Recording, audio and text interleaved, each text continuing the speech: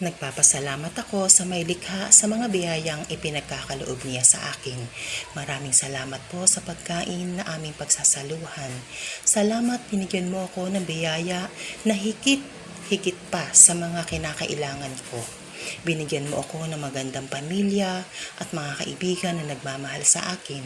Maraming salamat sa pag-iingat mo at sa patuloy mong pagpapatawad sa kabila ng paulit-ulit kong pagkakasala.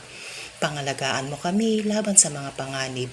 Tulungan mo kami na gawin ang tama at patuloy ka pong magpadala ng mga taong aagapay at dadamay sa aming buhay. Salamat sa pagpapanatili mong ligtas kami at ang mga mahal namin sa buhay. Bigyan mo po kami ng lakas para iparamdam sa kanila kung gaano sila kahalaga sa amin.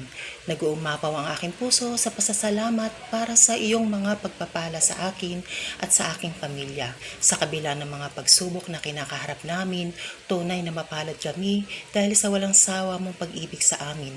Maraming salamat, Panginoon. Patuloy mo akong samahan, gabayan at mahalin at pagpalain. Sa iyo ang papuri at pasasalamat, Panginoon. Amen. Yan nga po mga kalola, nagpasalamat na kami sa lumikha sa atin at sa mga nagbigay ng biyaya. Konting salo-salo lamang para sa pagpapasalamat sa biyayang binigay sa amin ngayon. Bye-bye!